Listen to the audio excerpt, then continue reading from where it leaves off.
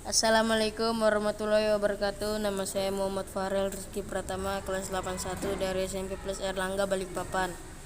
Di sini saya ingin mengerjakan tugas IPS PPT tentang pengaruh kebijakan pada masa kolonial Barat. A. Pengaruh kebijakan kerja paksa.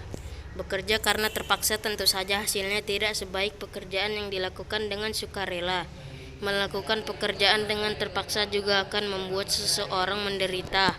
Hal itulah yang dialami bangsa Indonesia pada masa penjajahan dahulu. Pemerintahan Belanda menginginkan keuntungan sebanyak-banyaknya dari bumi Indonesia, sehingga menerapkan kebijakan kerja paksa tersebut membuat rakyat Indonesia bekerja tanpa fasilitas yang memadai. Mereka tidak memperoleh hasil yang layak, tidak diperhatikan asupan makanannya, dan melakukan pekerjaan di luar batas-batas kemanusiaan, dan rakyat perlakukan seperti budak. Akibatnya ribuan penduduk meninggal baik karena kelaparan maupun penyakit yang diderita.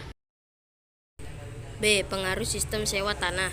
Kebun Raya Bogor merupakan salah satu pusat pengetahuan yang menyimpan berbagai jenis tanaman. Kebun raya tersebut sudah berdiri sejak abad 19.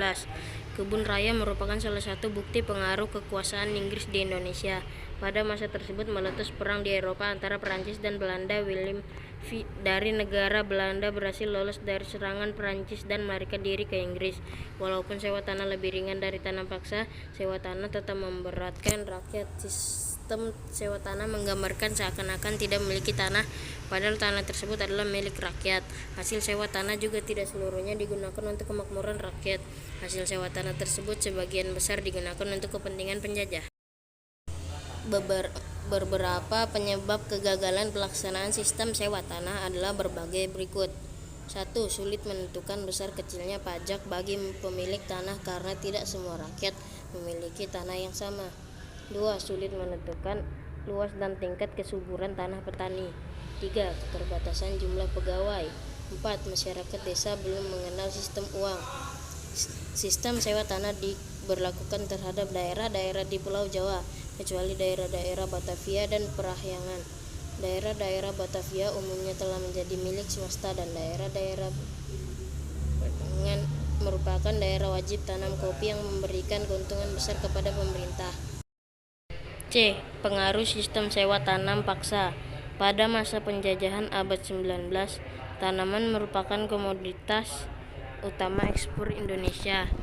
Karena itu Belanda berusaha menaikkan ekspor tanaman perkebunan tersebut. Peningkatan ekspor merupakan pilihan Belanda untuk mempercepat penambahan pundi keuangan negara.